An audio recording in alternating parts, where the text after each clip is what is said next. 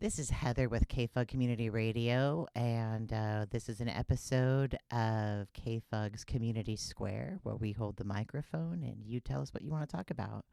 I'm here with Jason Liddell, and you are with Threepenny Theater Co. Yes. All right, and what would you like to talk to us about today, Jason? So I would love to talk about Threepenny's newest event coming up this weekend, April 18th. It's called a Threepenny Arts Affair, and it is a big fundraising gala designed to connect local performing arts groups with local performing arts supporters. Okay, and now is this just for the Brookings area? No, so we are have been seeking out groups from Gold Beach down to Crescent City, and in my search we found there are many more than I thought. Not all of them are able to come. There's some scheduling issues with some, but we have about a list of about a dozen performing arts groups confirmed to attend. Wow. Okay, so what all's going to take place at this gala? So this is a 3-hour event. It's going to be from 6 to 9 p.m. The first hour is designed as just a social hour, networking, rub some elbows with people that want to support your arts group. Second hour is going to be live music from some local favorites in the area. It is a specially catered tapas-style buffet from Zen Harmony Catering, including handcrafted sushi. And then the final hour is going to be our silent auction, where many different individuals and businesses in the area have donated to our auction, and all of the proceeds from that auction, as well as from all of the ticket sales, are going to be split evenly among every performing arts group in attendance. Okay, so this is so it's a fundraiser for everybody. It's a fundraiser for everybody. So mid-April is actually Threepenny's birthday. We're about to turn 3 years old. Oh, happy birthday. Thank you so much. And when my spouse and I started this company 3 years ago, we never expected to have the amount of success that we've been having lately. It's been mind-blowing. And with a big milestone like this coming up, with some of the resources we've been able to garner for ourselves, we decided what a better time to share that wealth with all of these other groups that we work side by side with and groups that we admire. Nice. And so by wealth, you mean the fundraising money, but also the joy that Threepenny Theater Co. has acquired in the past 3 years. As well as connections, too. We've met some amazingly generous people, met some other amazing artists, and, it's been our experience that a lot of these local groups don't communicate all the time very well, and so you'll find there's scheduling conflicts, and, you can't go see both shows because they're happening at the same time. And so this hopefully will also double as a way for the groups themselves to meet and communicate and have the whole thing act as a sort of hub, I like to think. Nice. With these groups coming together, communicating, and getting support. Yeah, we really don't, especially with Brookings and Crescent City, because we go back and forth to each other's events, entertainment, restaurants, and those types of things. So to do this kind of stuff, like your event, it coincides with the Kamome Festival in Crescent City. Oh, of course. Right. And you didn't know, I didn't right? So know. we're not letting the people in Brookings know, hey, this Kamome Festival is taking place, and you aren't letting the people in Crescent City know, hey, we're doing this amazing arts hub fundraiser thing for all of us. Does it now? If KFUG is going to go to this event, would it cost us to go and participate in this event? So no.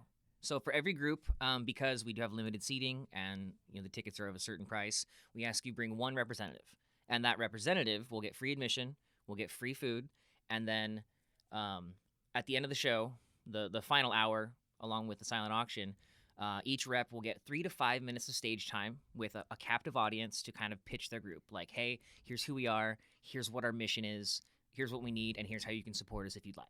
Okay. Like they get kind of like an audition, sort of. So the whole audience gets to meet each of these groups. So like the Dirt and Glitter in Crescent City could come up and tell everybody, like, this is what Dirt and Glitter does. Now, what are the ticket sales? How much are the tickets? So we're doing a single ticket and a double ticket. They're $90 and $150. Okay. Each ticket comes with, it's the free dinner, obviously, and 2 free drink tickets. Okay. And now where is this going to be at? This is going to be at the Chetco Brewing Company in Brookings on Railroad. Okay. Okay, so dates and times and locations. So a Threepenny Arts Affair, Saturday, April 18th from 6 to 9 p.m. at Chetco Brewing Company in Brookings on Railroad Avenue. Okay. And then any of the arts organizations that come and participate get a portion of the ticket sales? A portion of the ticket sales and the proceeds from the silent auction as well. Oh, nice. Yeah, and if I could, I'll name off a couple of the groups that are in attendance and a couple of the Absolutely, donors. Jason, go for it. So just to name a few, Lighthouse Repertory Theater in Crescent City is going to Love come up them. and be one of our groups in attendance, which is really awesome. The partnership for the performing arts, Yeah, that's a tongue twister. Nick Rail, they're going to come up as attendees too. Like, they're not performing arts, but I have them under the category of like promotion. Right. Right. So and they're Nick Yeah. and his wife, they do so much for both communities. and Ellensburg Theater up in Gold Beach.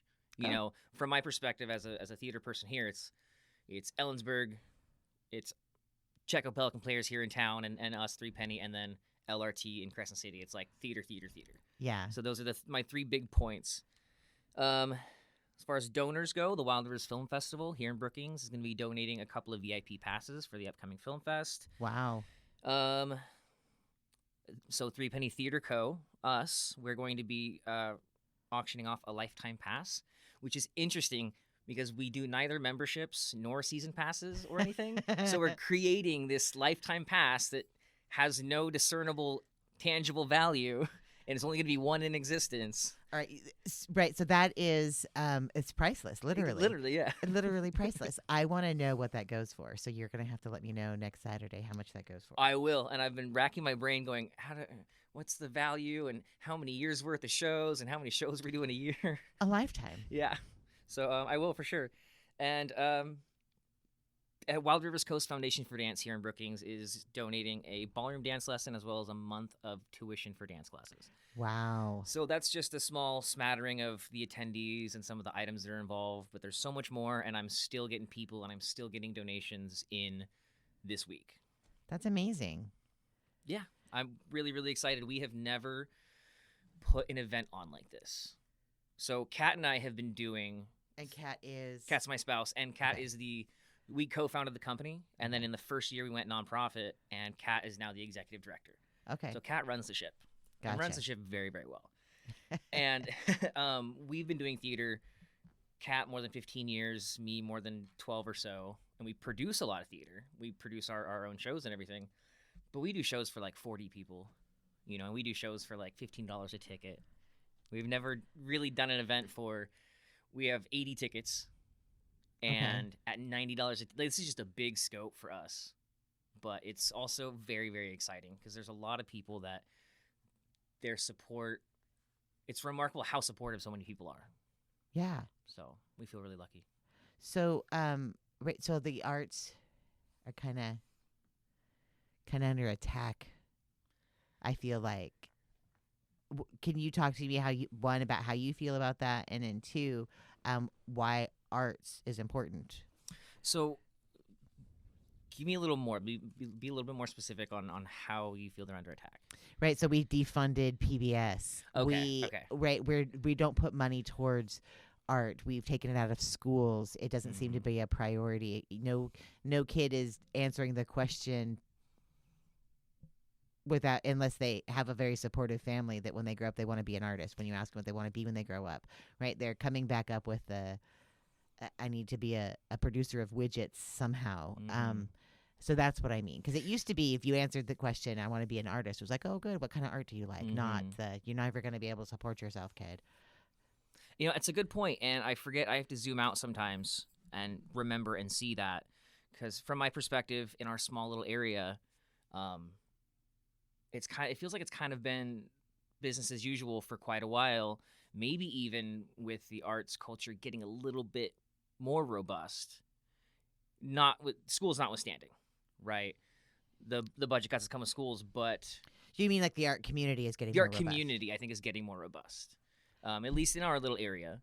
But is that because of people like you who value art and are bringing it forward in an affordable way? They make it approachable. I mean, because right, you can take even a neurodivergent person and be like, there's only going to be 40 people there. It's going to be fine. The tickets are reasonably priced. It's cheaper than going to the movies.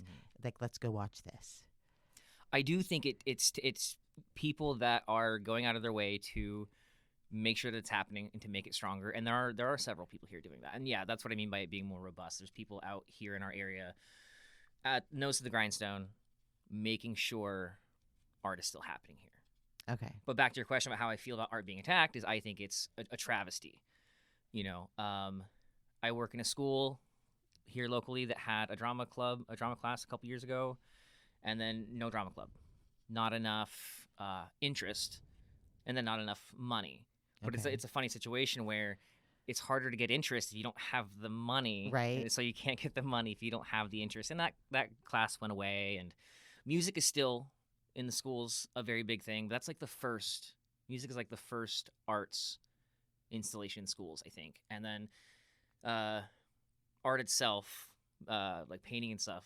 But then like drama is kind of one of the first ones I feel like to get cut in schools. Drama and dance, absolutely, yeah.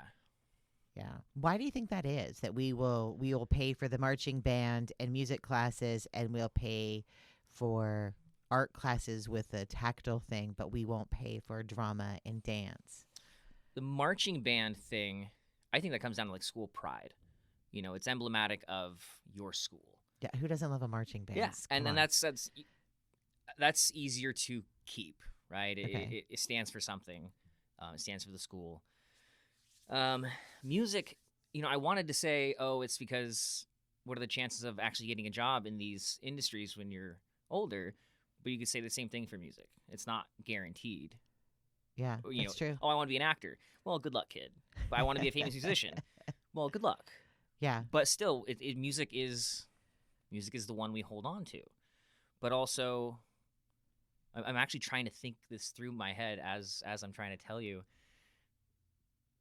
I don't know. I think music is just easier for people to enjoy. It takes less effort to enjoy music. You go to a play, at some point you're really investing, maybe on an emotional or an intellectual level. That's true. Music you can listen to, in the background. A play or a movie takes your full attention, That's true. But I'm just spitballing. No, it makes sense, right? Because we can, we don't have to leave our house to listen to our favorite song. Absolutely. But no matter how much you like that play, you still have to put some pants on and walk out the the door. Yeah, you do for sure. Please put your pants on before you walk out the door. It is Curry and Del Norte after all, right? So that does make sense. So what do you see for the future of Threepenny Theater Co. now that you're three? Now that we're three. I mean, the big old three. Yeah, the big old three. We do want our own building. So we don't have a space of our own. Oh, okay. And actually, starting it, not having a building was the point, because there's no rent, right? Our overhead is so much lower when we were. Oh, you're talking to community radio. Not having to have to pay rent is always a bonus. Right. So we were a traveling troupe or a pop-up theater, and so our overhead was very, very low. Considering we would rent out a community center to do our plays for like 2 weekends, and that was it. Bing, bang, boom, done.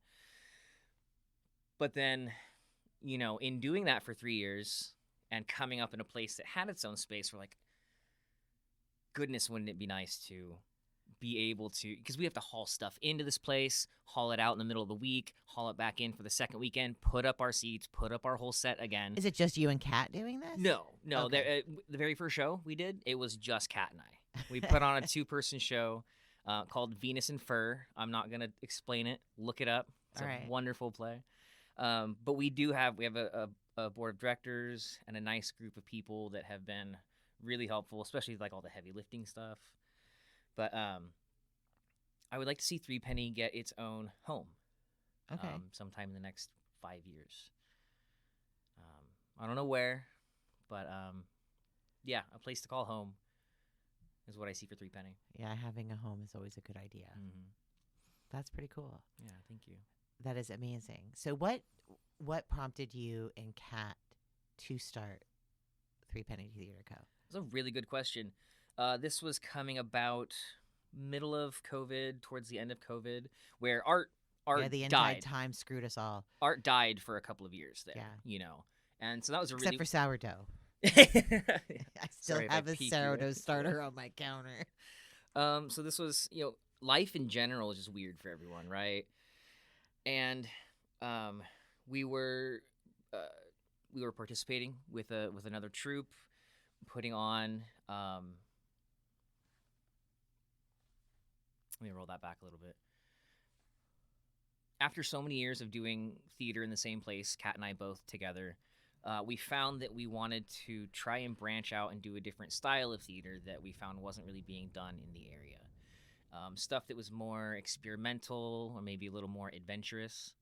That you have your family-friendly comedies. Okay, wait. What do you mean more adventurous? Like plays that people haven't seen before, or more risque? Both. Risque. Well, risque for starters, but both. Plays that more social commentary, more elements and themes that we don't talk about a lot in our daily lives, things that make you think, things that make you feel. I told you we did Venus and Fur. Yeah. I'll give you the awkward elevator pitch. It's about the personal inner dynamic, the inner dynamics between men and women, and how power affects the relationship and how that power dynamic can shift, but it's done through the vessel of BDSM and fetishism. Oh, well, there you go. And that was our out the gate play. Okay, okay. Yeah. Which art is? It's provocative and it's intended to make you think. Like, I'm not a fan of Picasso. Like, I just not a fan, and I will go to my grave saying his whole blue period was him sitting around drinking and smoking his whatever with friends, saying no, I could put blue on a canvas and people would think it was brilliant, and then he did. But he was an asshole, so right, he was terrible person, horrible person. But he put blue on a canvas, and we think it's the greatest thing ever. I'm not a fan of Picasso as a human being or his art. Oh, I got you. Yeah, yeah. But there's people who love it and pay millions of dollars for it. So that's the whole point of art. So that you would explore that power dynamic in that manner to cause people to think and to talk about it.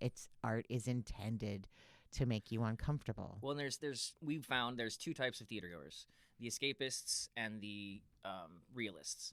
Some people go because they want to escape from reality, watch something funny, get them out of their head, out of their lives for a minute, and the people that want to go to feel something. Okay. And so more like intellectual and emotional. Yeah, very much so. We did the vagina monologues. Okay. Just putting the word vagina on a poster, so many groups, businesses and towns didn't want to put our flyer up because it said the word vagina. Right, but that has been out for decades now. Absolutely. Decades. Yeah. That was a great one. If you called it the penis monologues, though, I'm sure it would have been fine.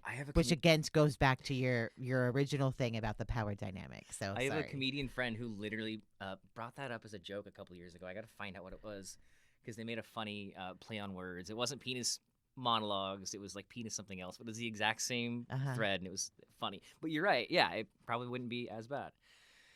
All that to say, yeah, we wanted to explore more thought-provoking, more emotional, invoking, topical art. Yeah. And we weren't finding it ourselves unless we traveled for it. So we decided let's make it. One of the best ways that Kat, as executive director, describes when we pick shows, Kat says when they read a script, is this a story worth telling? And that is the main basis. That's a thought-provoking question in of itself. Yeah, exactly. Is the story worth telling? And that's the basis that we use mostly in picking our shows. Okay.